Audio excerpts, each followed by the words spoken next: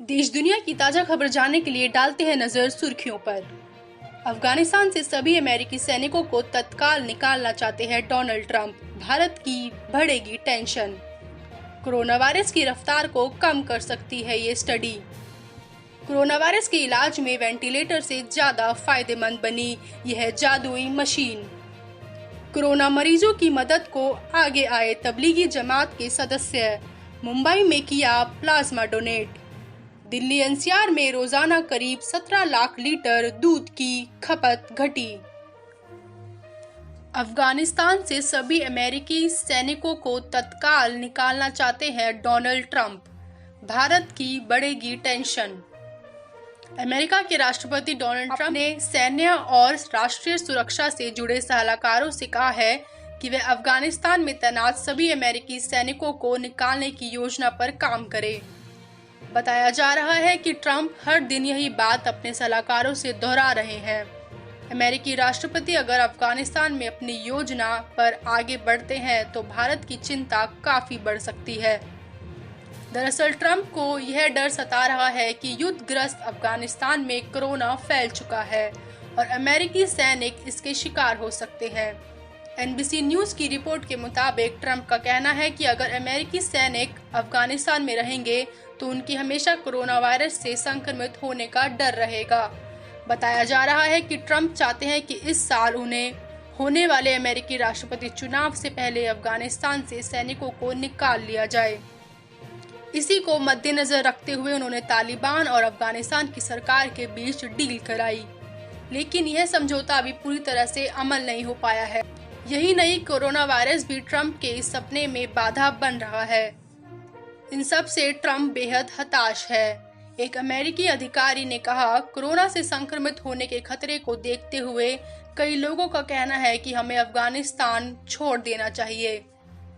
Trump प्रशासन के एक अधिकारी ने कहा कि कोरोना वायरस को देखते अफगानिस्तान में अमेरिका सैनिकों को वापस बुलाने की योजना पर काम चल रहा है।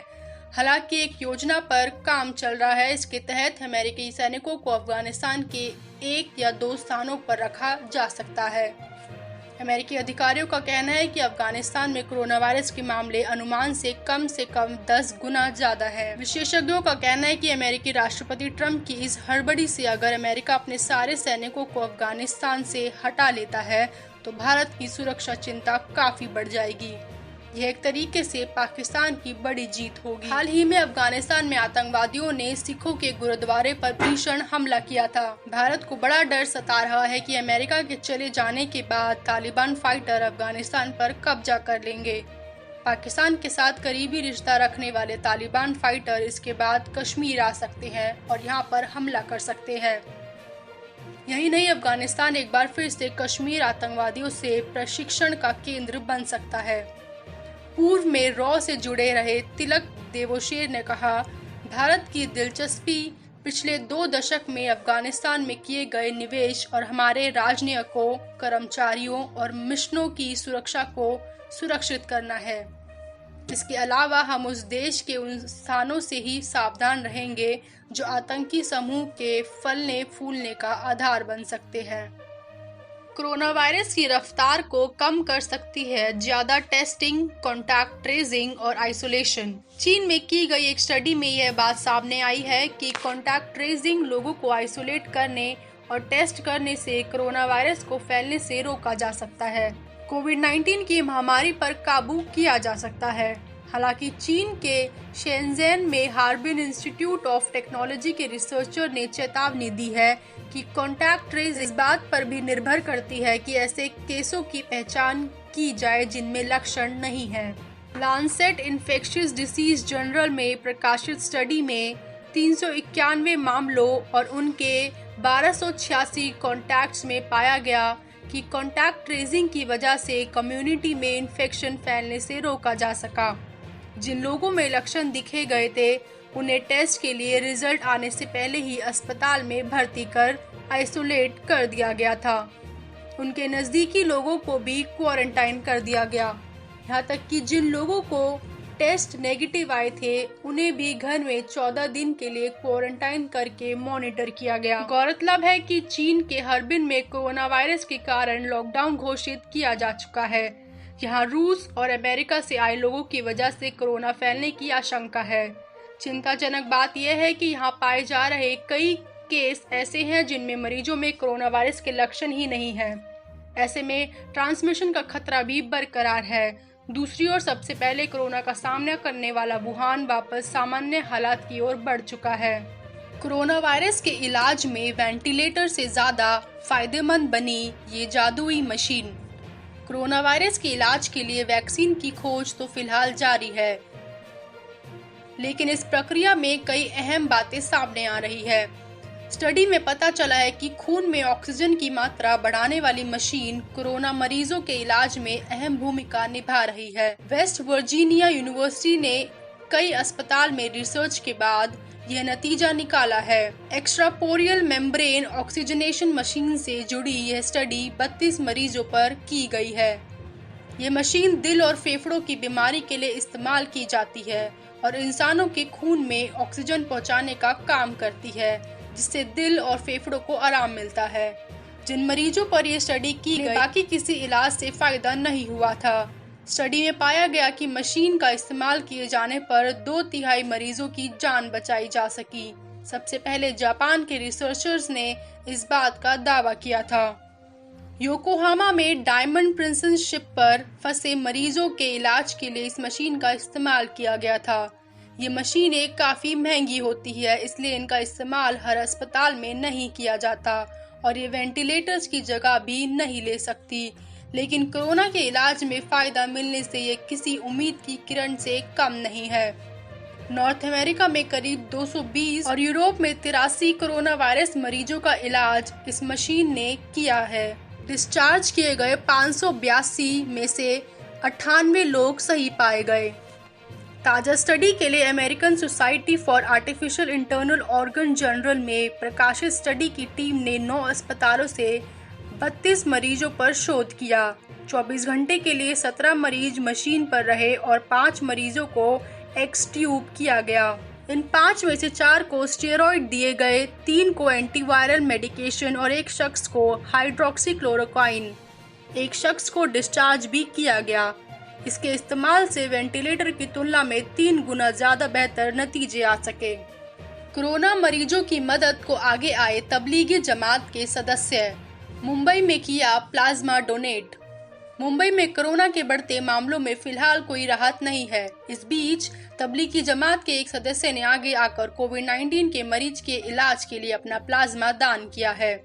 मुंबई के कमाटीपुरा इलाके के रहने वाले एक शख्स ने कोरोना से उबरने के बाद इस जानलेवा वायरस से पीड़ित दूसरे मरीजों के लिए अपना प्लाज्मा डोनेट किया है। इसी के साथ वह मुंबई के पहले प्लाज्मा डोनर बने हैं।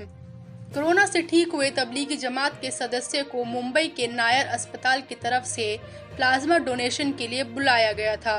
उनका कहना है कि तबलीगी जमात के प्रमुख मौलाना साद कंधावली की अपील के बाद उन्होंने प्लाज्मा डोनेशन का फैसला किया। प्लाज्मा डोनेट करने वाले शख्स पिछले दिनों ही कोरोना से रिकवर हुए हैं। वह दिल्ली के निजामुद्दीन मरकज में आयोजित तबलीगी जमात में शामिल हुए थे। वापस आने पर उनको कोरोना पॉजिटिव पाए गए। 21 मार्च को उन्होंने कस्तूरबा अस्पताल में भी भर्ती किया गया था और 31 मार्च को रहमान अस्पताल से डिस्चार्ज होकर लौटे थे। इससे पहले तबलीगी जमात के 10 सदस्यों ने दिल्ली में कोविड-19 के गंभीर रोगियों के इलाज के वास्ते अपना प्लाज्मा दान किया है। जमात के सदस्य निजामुद्दीन में जलसे में शामिल हुए थे और जांच में इनके कोरोना वायरस से संक्रमित होने की पुष्टि हुई थी।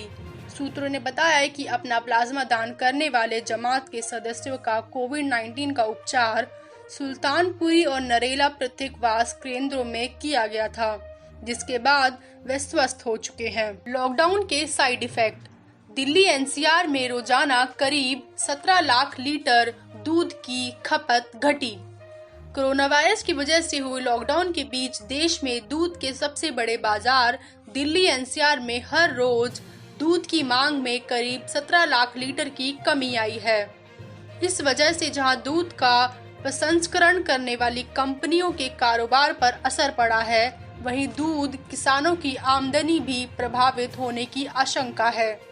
केंद्रीय कृषि मंत्रालय में दूध का महकमा देखने वाले एक अधिकारी का कहना है कि परंपरागत रूप से दिल्ली एनसीआर देश में दूध का सबसे बाजार रहा है। यहाँ मांग के अनुसार दूध का उत्पादन नहीं होता है, इसलिए यहाँ दक्षिण भारत के आंध्र प्रदेश और कर्नाटका से लेकर पश्चिम भारत में गुजरात, राजस्थान तथा पूर्वी भारत में बिहार तक दूध मंगाया जाता है। इन दिनों यहाँ लॉकडाउन की वजह से दूध की खपत में उल्लेखनीय गिरावट हुई है, इसलिए बाहर से उसी हिसाब से कम तरल दूध मंगाया जा रहा है। मांग में गिरावट के बावजूद अभी भी दिल्ली एनसीआर में हर रोज लगभग 60 लाख लीटर तरल दूध की खपत हो रही है। हर रोज 3 लाख लीटर की चाय बिकती है। आपको यह सुनकर बड़ा आश्चर्य होगा कि दिल्ली एनसीआर में सड़क के किनारे टी स्टॉल चलाने वालों की तरफ से हर रोज 3 लाख लीटर दूध की डिमांड आती है। जी हाँ, ये सही है। दूध की एक बड़ी सहकारी कंपनी में काम करने वाले एक अधिकारी का कहना है कि दिल्ली और एनसीआर के औद्योगिक इलाकों या वाणिज्यिक या ऑफिस वाले इलाके में सड़क किनारे टी स्टॉल चलाने वाले दिन भर में करीब 3 लाख लीटर की चाय बनाकर बेच देते हैं। लॉकडाउन होने की वजह से ऑफिस भी बंद है, इसलिए वहाँ टी स्टॉल भी बंद पड़े हैं, तो जाहिर है कि 3 लाख लीटर दूध की डिमांड आ ही नहीं रही है। उत्तराधिकारी का कहना है कि दिल्ली एनसीआर में मिठाई की दुकानों में भी हर रोज 7 से 8 लाख लीटर दूध की खपत होती है। इन दिनों मिठाई की दुकानें भी बंद है, इसलिए वहां से भी कोई मांग नहीं निकल रही है। दिल्ली एनसीआर में शाकाहारी व्यक्तियां हो या मांसाहारी, सभी पनीर का भरपूर उपयोग करते हैं। इस समय पनीर का उपयोग नहीं के बराबर हो रहा है, क्योंकि लॉकडाउन में ऐसे ही लोग सब डरे हुए हैं। ऊपर से दुकानें खुल नहीं रही है, इसलिए पनीर बनाया ही नहीं जा रहा है। अधिकारी बताते हैं कि यहाँ हर रोज 2.5 से 3 लाख लीटर दूध का पनीर बनाया जाता था, जो कि अब घटकर नहीं के बराबर रह गया है। दिल्ली में तरल दूध की डिमांड पूरी करने के लिए देश के अन्य राज्यों से रेलवे टैंकरों के जरिए दूध मंगाए जाते हैं। इन दिनों जब दूध की मांग लाखों लीटर की कमी आई है, उसी हिसाब से कम टैंकर मंगाए जा रहे हैं।